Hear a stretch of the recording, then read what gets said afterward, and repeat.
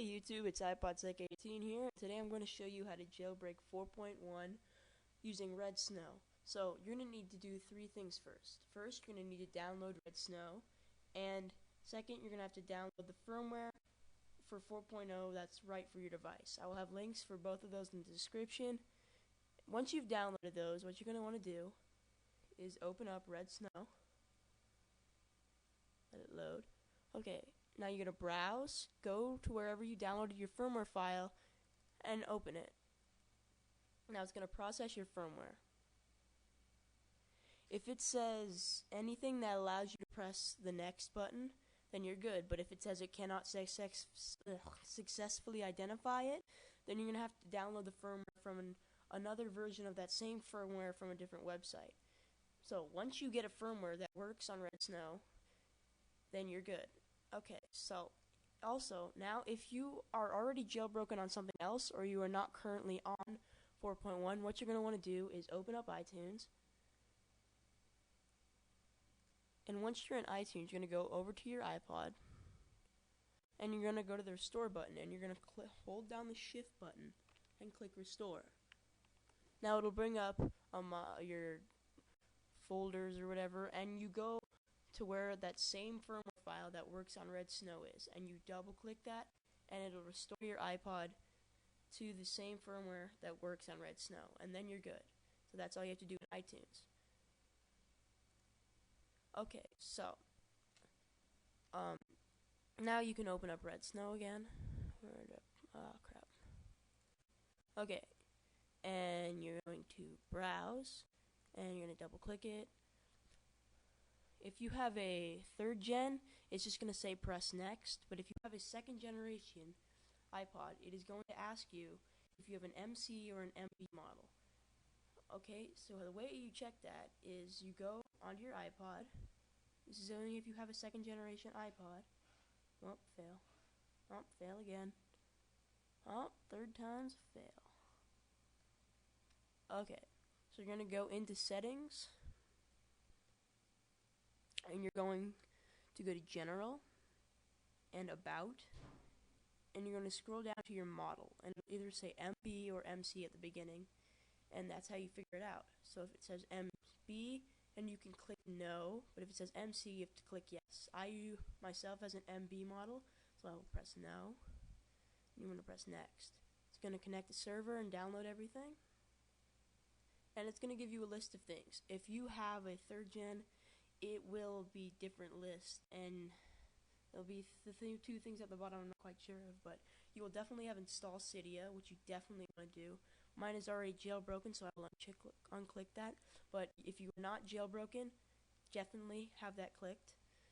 And then there's verbose boot, which pretty much tells you on the screen everything the iPod's doing while it's booting up. It's kind of cool. And then the custom boot logo. So keep in mind, boot logos do have to be PNG files. They should be 32 by 480, and don't make them too complicated, or it's just not going to accept it because it's too big. There's mine. And then you're definitely going to enable multitasking. The multitasking looks like this. It's the actual multitasking by Apple, but you can't normally have it on these devices. What it looks like is this.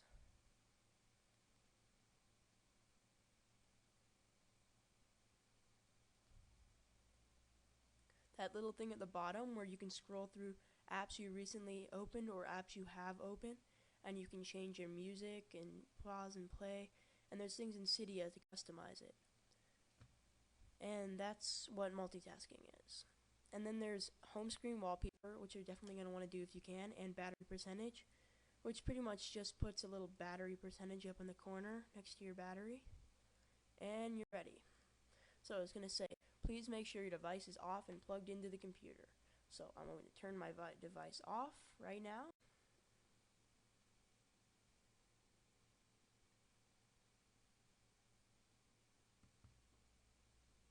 So my device is fully off, and you press next, and hold down the power button for 3 seconds. Now hold down both buttons for 10 seconds.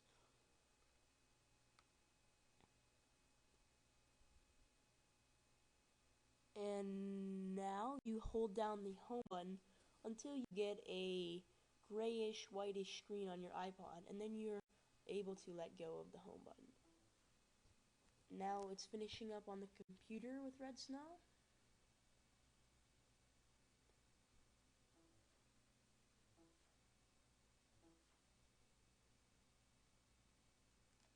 Oh, whoa. Little glitch there. But redsn0w is finished on the computer, and now on your iPod there should be a thing that says downloading jailbreak data that looks something like this. That's what it should look like. It should say downloading jailbreak data, and at the bottom there should be a little spinning wheel. And after that stage is complete, you're going to get a second stage that looks like this. There's going to be a picture of a running pineapple, and there's going to be a loading bar at the bottom. Once that's done, your iPod will reboot, and this will look like something like this. Okay, so yours actually won't look like this because mine's already jailbroken. Oh my god. Okay, so you're going to get here, and then there's going to be Cydia. Once you open it, it's going to reorganize, and then it is going to close. Then you reopen it, and once everything's done loading, it's going to ask you to do an essential update. Click on complete update for the best results. And that is how to jailbreak your iPod on 4.1. Rate, comment, subscribe. This is iPod Tech 18.